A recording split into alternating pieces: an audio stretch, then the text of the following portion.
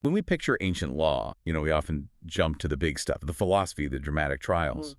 But digging into the actual sources, the procedures, the day-to-day legal grind, that's where you find something really quite modern in a way. Oh, absolutely. It's not just dusty history. It's this incredibly complex, sometimes brutal, but often really sophisticated attempt to draw lines between right and wrong, between order and chaos. And that's our mission today, All right. right? To go beyond just listing facts and really get into the mechanics, the thinking behind it all in ancient Greece and Rome.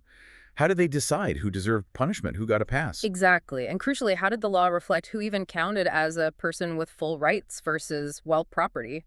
We're looking at sources that cover everything from Athenian ideas about blame and intention. All the way to how Roman magistrates kind of bent the rules with legal fictions, and this huge concept of authenticus gentium, the law that applied to everyone, not just Romans. It's a fascinating journey across different legal landscapes. Okay, let's start in Athens. The whole legal system seems deeply tied into the idea of the polis, the city-state, itself. It's like the city was the container for sorting out conflicts. That's a great way to put it. The city was the container.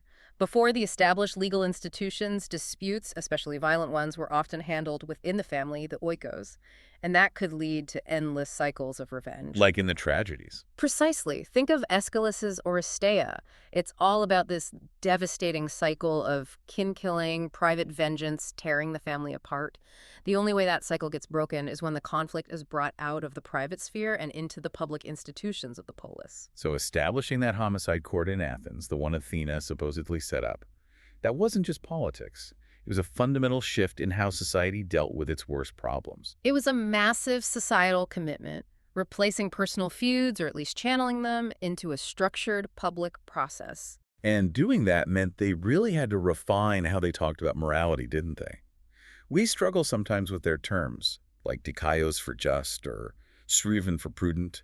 Hmm. They seem bradder somehow. They absolutely were broader. Take Sufron. We might translate it as moderate or sensible or prudent, even chaste or intelligent, depending on where you see it. So one word doing the work of 5 or 6 in English.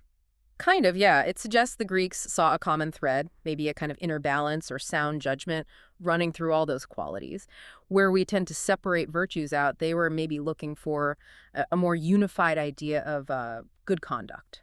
That complexity makes sense when you get to the idea of intentionality in their law. Was it just about what you did or why you did it? The why was critical. This is something foundational, really, for Western law. They made a very clear distinction between what they called a hamartema, basically an error, a mistake, something done without ill intent. Like an accident. Exactly. An accident, or something caused by bad luck, taicha, or even sickness.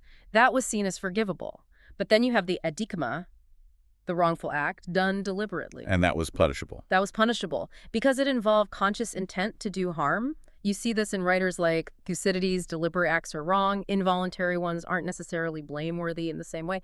It's that early separation of the guilty act from the guilty mind, the mens rea. Okay, so even for something as serious as homicide, this wasn't just the state stepping in and taking over, was it? The process seems really ritualized. Oh, heavily ritualized. And crucially, the state didn't just take over, it actually institutionalized the private conflict in a way. Under the old laws, Draco's laws, the victim's family had a specific job to do. Which was, They had to make a public proclamation, go to the agora, the marketplace, or maybe the tomb, and publicly declare enmity against the accused killer. This wasn't just venting, it was a required legal step. wow. So the state is mandating the feud almost. That feels so different from today where the state says, this is our case now. It is profoundly different. The Athenian system wasn't trying to snuff out the family's sense of grievance or their desire for vengeance. It was trying to manage it, to channel that energy. How did they escalate it from there?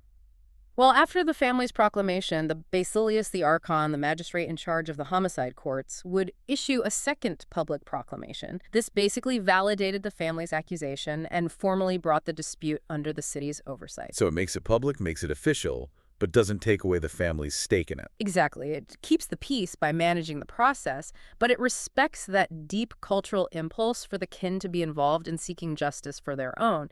So for you listening, imagine a system where justice isn't solely the state's job, but this kind of shared responsibility between the family and the city. Okay, so that's the Athenian philosophical and procedural framework for handling serious conflict.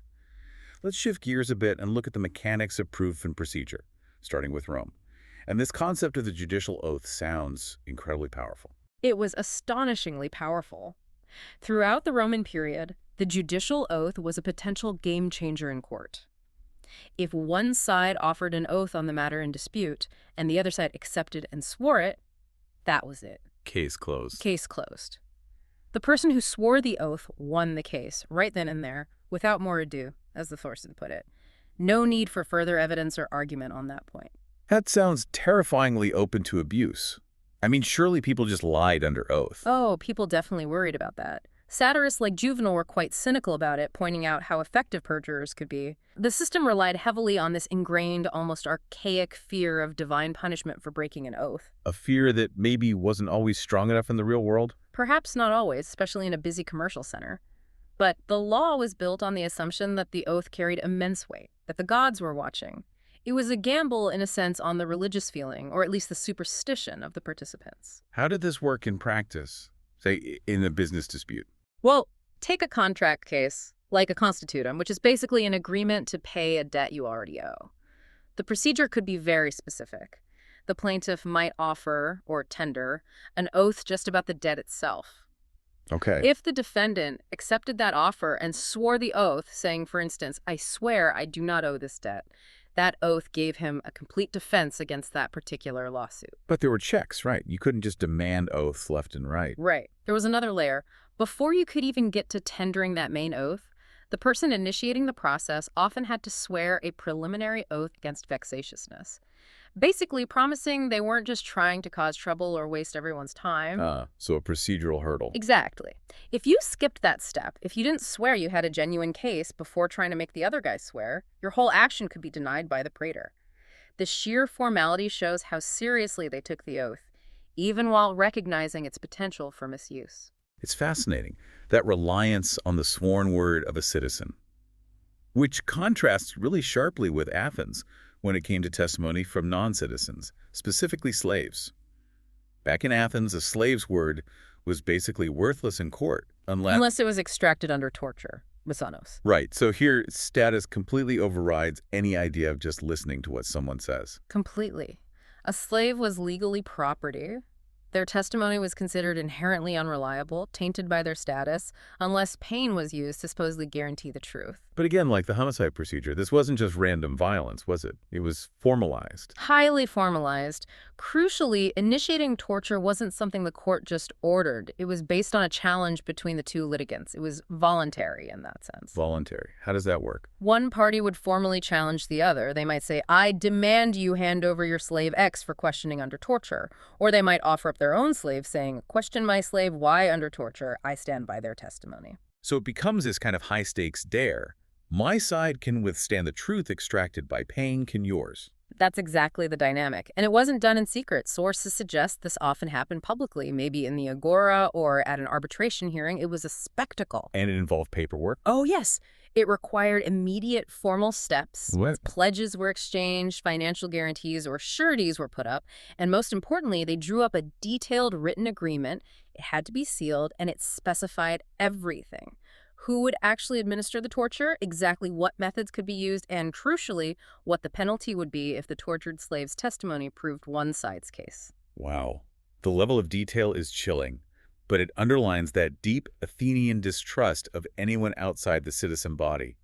Pain becomes the validator for non-citizen speech. It starkly reveals the hierarchy. Let's look at another Athenian case that hinges entirely on procedural language, the trial of Agoratus, and this phrase, ep autophoroi, caught in the act. Right, this sounds like a lawyer's nightmare, or dream, depending on your perspective. Yeah. What was the issue? The issue was time. Agoratus was arrested using a summary procedure called apagoge, which was supposed to be used for criminals caught ep autophoroi red-handed in the act. But Agoratus was arrested 5 years after the alleged crimes. 5 years. So his defense seems pretty simple. I wasn't caught in the act. I was arrested years later. This procedure is invalid. Exactly. A straightforward, literal reading of the law seemed to be on his side. The arrest warrant didn't fit the circumstances. So the prosecutor, Lysias, is in a tough spot. How does he argue that caught in the act doesn't mean, well, caught in the act? He had to perform some pretty impressive legal gymnastics. He couldn't deny the 5-year gap. So he argued that autophory shouldn't be understood just temporally about the moment of the crime or arrest. What else could it mean? Lysis argued it referred to the nature of the crime itself. Ageratus was accused of being an informant, making public denunciations that led to people's deaths during a period of political turmoil. Lysis claimed that this act of denunciation was inherently public, manifest, and ongoing in its effects. So he's saying Ageratus was manifestly a wrongdoer, his crime was public knowledge, and therefore he was, in a sense, permanently in the act of being that notorious figure. Precisely. It's a clever, if perhaps slightly desperate, reinterpretation. He tried to shift the meaning from the moment of action to the state of being demonstrably guilty.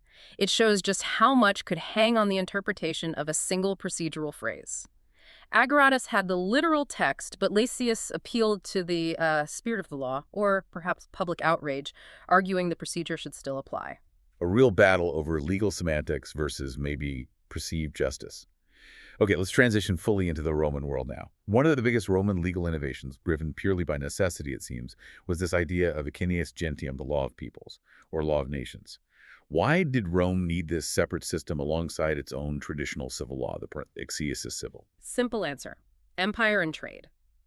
As Rome expanded, they suddenly had millions of people interacting with Romans and each other who weren't Roman citizens. These were the peregrini foreigners, provincials, merchants.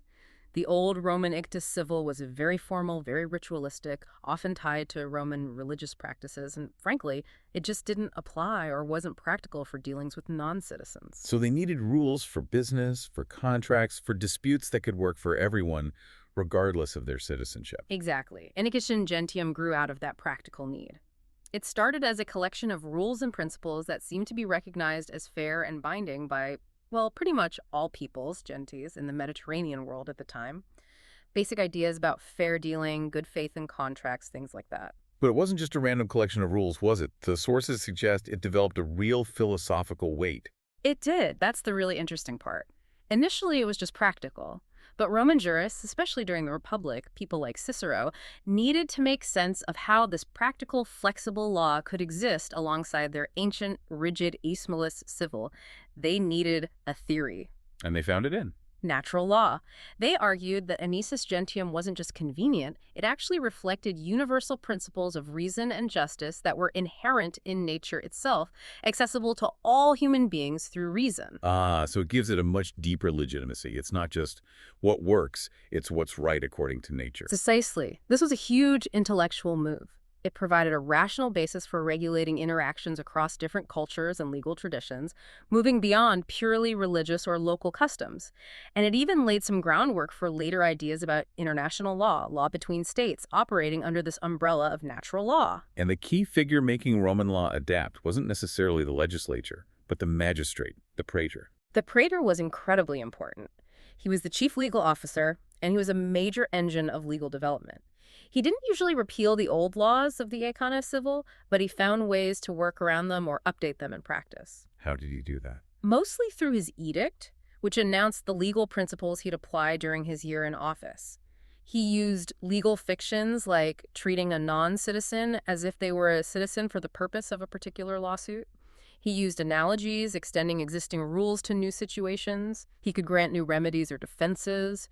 It was a constant process of adaptation to social and commercial needs. Keeping the system flexible? Very flexible. The system valued stability, sure, but the praetor ensured it also valued adaptability. And part of that power was the ability to just stop a lawsuit before it even started?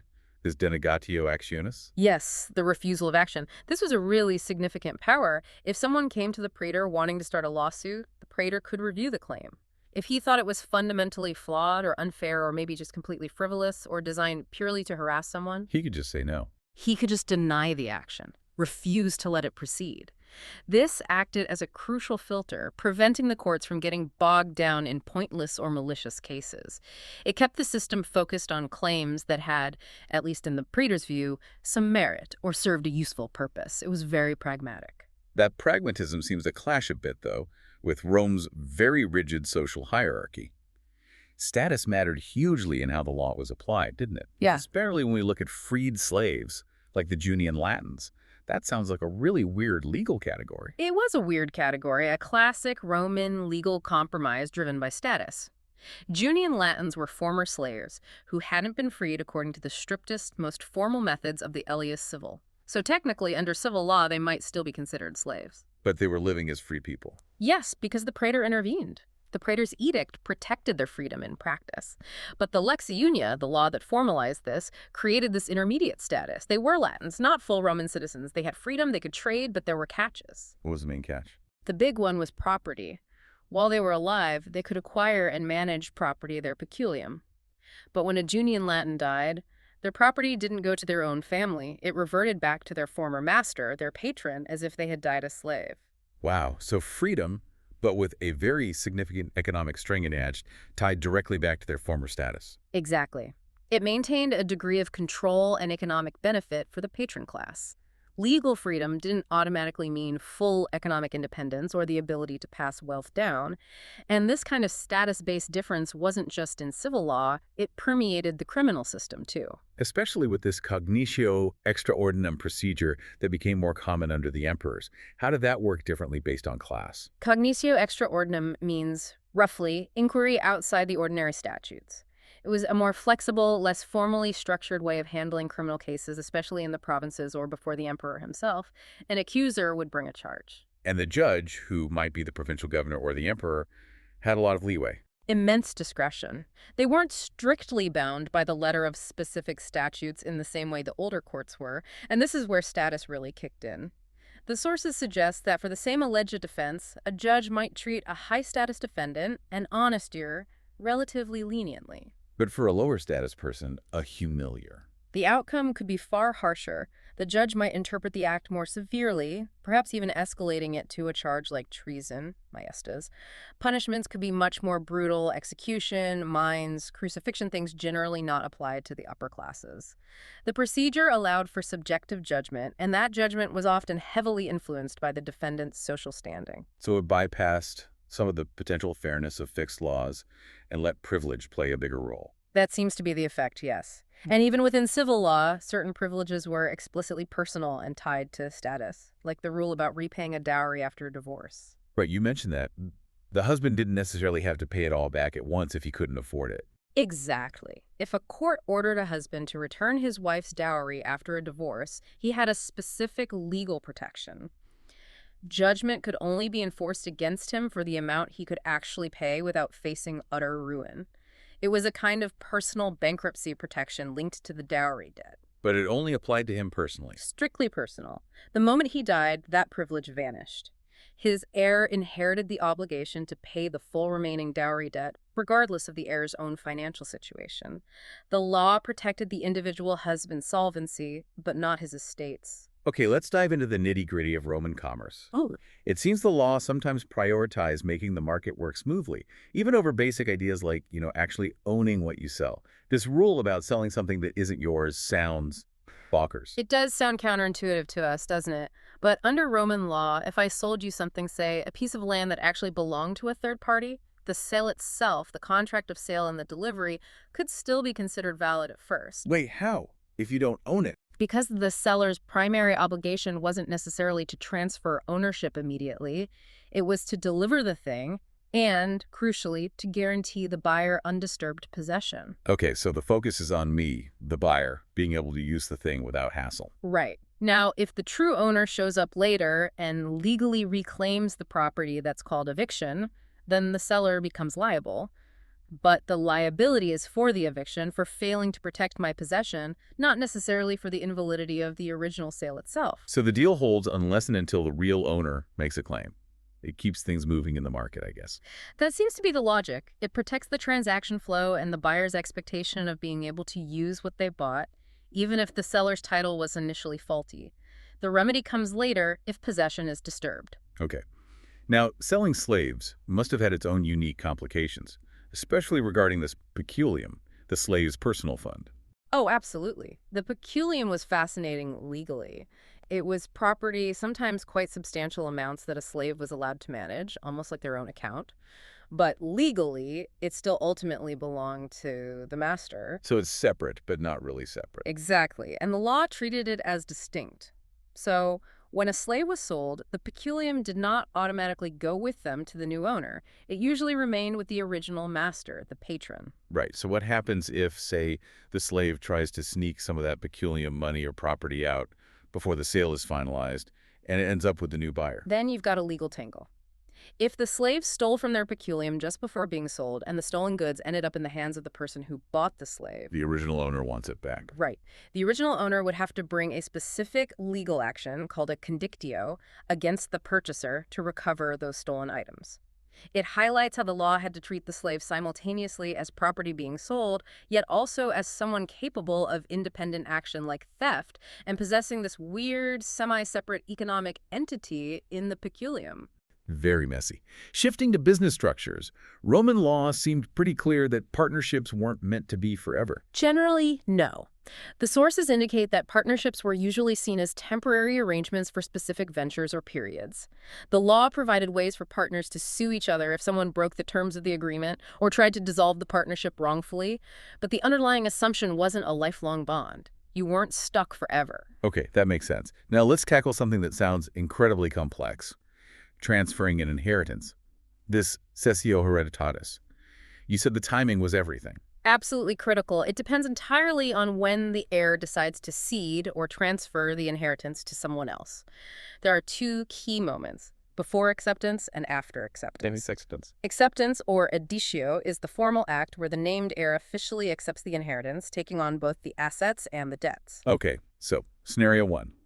The heir cedes the inheritance before they formally accept it. What happens? In that case, it's relatively straightforward. The person who receives the cession basically steps into the heir's shoes. They become the heir, taking everything: the property, the credits, and the debts. Right. Now, scenario two. The heir formally accepts the inheritance first, becoming legally responsible for it, and then decides to cede it to someone else. This sounds trickier. Much trickier and with really strange consequences. If the heir accepts first and then cedes, the original heir remains personally liable to the creditors of the deceased person. So they're still on the hook for the debts, Yes. even though they've passed on the assets. Yes. The physical property, the assets, transfers to the person who received the cession, but the liability for the debts stays with the original heir who accepted. And here's the truly bizarre part. Therefore. Often, in this specific cession after acceptance scenario, the debts owed to the estate, money that people owed to the deceased person, could effectively vanish or become uncollectible through the complexities of the transfer. Wait, so the original heir is stuck with the deceased's debts, the new person gets the assets, and the people who owed the deceased money might just get away with it? It could happen. It's a potential windfall for the deceased's debtors.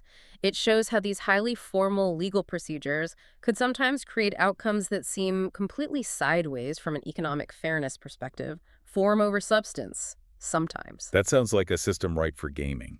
Oh. Were there ways to stop people from just messing around with procedures like that, especially in inheritance? Yes, there were attempts to curb purely vexatious tactics. We see this with legacies. A legacy is a specific gift left in a will, usually smaller than the whole inheritance. Okay. Emperor Antoninus Pius specifically ruled on a situation where someone would accept their legacy, take the guaranteed smaller payout, and then immediately turn around and challenge the entire will, hoping to get the whole inheritance instead. Trying to have it both ways. Exactly. Antoninus ruled that if it was clear the person was just trying to cause trouble or game the system after already taking a benefit, the courts should refuse to even let them bring the larger claim. It was about enforcing a degree of good faith. Makes sense. Let's swing back to the domestic sphere one last time. The dowry seems to have had really strong protections for the wife's side, even if the marriage itself went sour or was invalid. Extremely strong protections. When a marriage ended in divorce, the husband had a clear duty to return the dowry property. And this wasn't just handing back the land or money. If the wife, when providing the dowry, had made the husband promise double damages if someone later evicted him from that dowry land, he had to hand back that promise too. He couldn't keep that potential benefit. Nope. And even more strikingly, let's say the marriage was later found to be legally invalid for some reason, and maybe the dowry was confiscated by the state.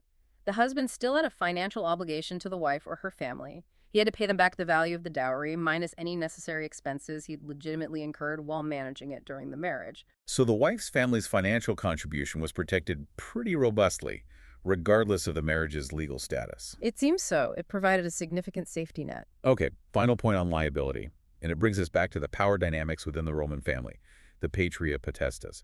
What happened if a father actually sold his own son into slavery, pretending he was a slave? This is a grim scenario, but legally revealing. If a paterfamilias, the head of the household, knowingly sold his son, who was legally under his power, in postate, to someone who genuinely believed they were buying a slave. The buyer gets tricked. Right. The buyer thinks they're buying property, but they're actually buying a free Roman citizen. In this situation, the law held the father liable to the buyer for eviction. Liable as if he'd sold any other piece of property that wasn't his. Essentially, yes. It's quite startling because it means that in this specific commercial context, the law prioritized protecting the market transaction, protecting the unsuspecting buyer from fraud over the father's otherwise almost absolute power over his son. The buyer's financial loss from being defrauded was recognized, and the liability fell squarely on the fraudulent seller, even if he was the boy's father. #outro. Wow, we've covered a huge amount of ground there, from Athens essentially building legal procedures around managing public feuds, Right, formalizing that enmity. to Rome, where a single sworn oath could instantly decide a case, or where magistrates were constantly inventing legal workarounds like fictions. And that constant thread running through it all is status. Whether it's needing torture to validate a slave's testimony in Athens, or the praetor creating whole categories like Junian Latins, or judges giving different sentences based on class in Rome. Both systems relied heavily on rigid formalism, didn't they? Whether it's the detailed agreement for torture or the incredibly precise rules about when you cede an inheritance and what happens to the debts. It feels like they were using strict procedure to try and manage incredibly messy social and economic realities. That tension is definitely there between the formal rules and the chaotic reality they were trying to structure. Which brings us to that final thought. We saw the Roman praetor constantly adapting, bending, using fictions, using the denegatio actionis to refuse cases, basically, intervening constantly to make the strict impetus civil work in the real world, often aiming for practical, equitable outcomes rather than just rigidly applying the old code. A lot of legal innovation came through that flexibility. So the question to leave you with is this. Does the success and endurance of Roman law suggest that maybe the most effective ancient legal systems weren't the ones that stuck rigidly to first principles, but the ones that prioritized pragmatism? The ones that were willing to bend the rules, use fictions, adapt constantly to keep society and commerce functioning? If so, what does that really tell us about the ultimate source and nature of legal authority itself? Is it principle, or is it what works?